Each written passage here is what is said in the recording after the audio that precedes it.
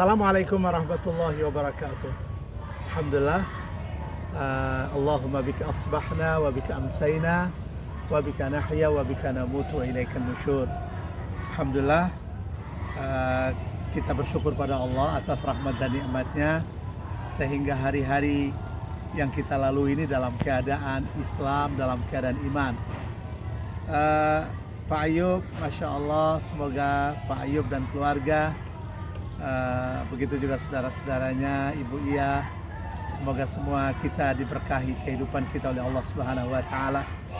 Saya setiap pagi ba'da subuh saya harus mengajar, dan setelah mengajar baru kemudian meninggalkan anak-anak, lalu mereka bersiap-siap masuk ke ruang belajar mereka, ruang sekolah, lalu kemudian saya beraktivitas lain.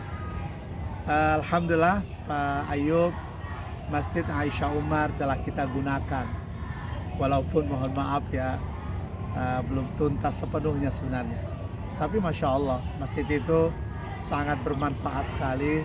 Selain menjadi tempat sholat kami di situ, tapi juga menjadi tempat ruang kelas, karena masjid itu kita bangun dua lantai, sehingga juga ada kami buatkan kelas-kelas dan juga ruang asrama. Ada 4 ruang di samping sayap kiri kanannya, sehingga untuk bisa menjadi ruang belajar, ya, ruang kelas, tapi juga menjadi asrama untuk anak-anak. Beberapa 2 kamar kita pakai untuk asrama, dan kemudian asrama-asrama yang lain. Saya baru saja pulang dari Buru beberapa hari yang lalu, alhamdulillah, dan betul-betul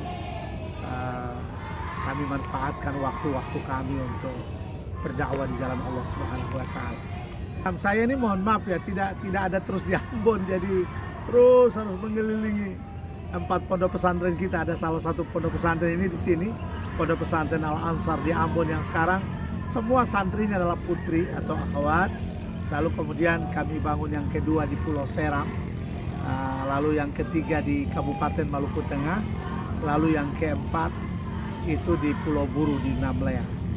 Alhamdulillah, jadi selain membina para santri yang adalah mayoritas anak-anak yatim, mu'alaf dan du'afa, yang betul-betul dengan izin Allah kita biayai ya mereka.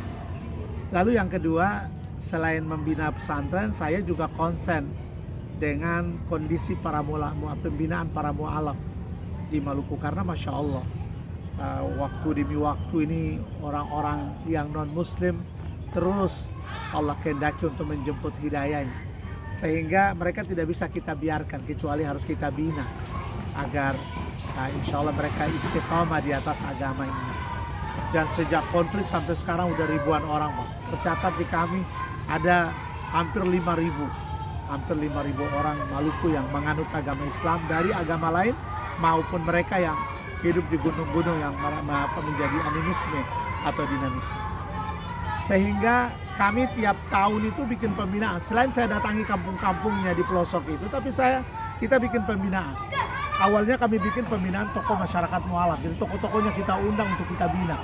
Ya, beragama dengan baik, kita akidah mereka harus baik, ibadah mereka baik, dan insya Allah muamalah terus kita bina agar mereka juga baik.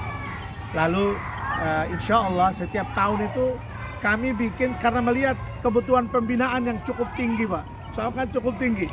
Makanya kami mulai bentuk, dan mendapatkan dai di Maluku juga agak susah. Ada sih dai, tapi mereka maunya di kota, mereka tidak mau di pelosok-pelosok. Makanya lulusan aliyah, lulusan SMA atau putus-putus sekolah kami bina.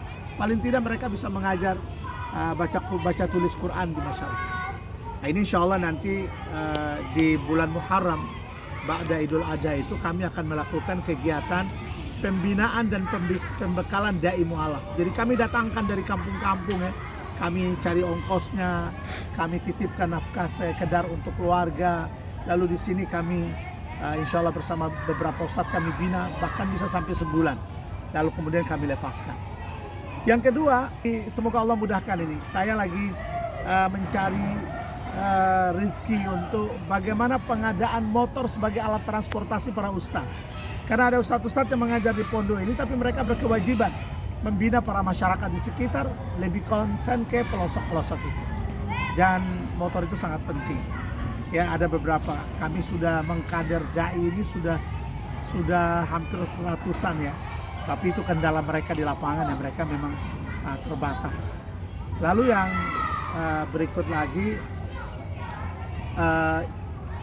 pengembangan ekonomi. Ini santri kita ini sudah lebih 700 Pak. 700, dan makan ini yang menjadi sulit bagi kami. Maka kami insya Allah sedang membangun kebun, bikin kebun. Lalu kemudian kami lagi ternak kambing, ternak sapi baru sedikit. Tapi kambing insya Allah juga kami mulai. Sehingga kami berharap insya Allah tidak membebani umat Islam, tapi bisa mandiri dalam sisi ekonomi pesantren itu. Insya Allah kami lagi sedang memulai, dan ya tergantung modal ya, sehingga insya Allah kami akan mulai dari nol. Dan itu sudah mulai sayur, alhamdulillah mulai jarang kami beli, cabai dan seterusnya. Lalu kemudian fasilitas pesantren ini kan semakin hari semakin besar Pak. Jumlah santri yang dulu sedikit sekarang jumlahnya sudah banyak, sehingga ruang kelas dan asrama kami butuh. Kami kalau butuh pemerintah susah dan Allah alam kapan bisa kami dibantu ya. Padahal kita sudah betul-betul baik, bermuamalah sangat baik, dan mereka tahu kebutuhan kita. Cuma itu ya mungkin dananya kurang atau apa, sehingga ruang kelas kami bangun sendiri, asrama kami bangun sendiri, dan fasilitas lain kami harus bangun dengan kami mengadakan pendekatan kepada para muhsinin. Ya itu beberapa hal ya, kalau kebutuhan sih banyak, cuma itu yang kami prioritaskan untuk kami lakukan. Ya, barakallahu fikum. Ya, terima kasih banyak. Semoga Masjid Aisyah Umar yang menjadi pengorbanan dari anak-anak, Allahumma yarham Pak Umar, begitupun Ibu Bunda Aisyah, ya mudah-mudahan selama dimanfaatkan dan selama ini sangat aktif masjid itu, semoga mengalirkan pahala kepada kedua beliau rahimahullah. Demikian barakallahu fikum. Terima kasih banyak Pak Ayub dan juga Ibu Sabriyah dan semua keluarga ya, saudara-saudara. Semoga Allah terus mencatat kebaikan antum semua, apalagi bagian dari khidmat kepada kedua orang tua. Barakallahu fikum. Assalamualaikum warahmatullahi wabarakatuh.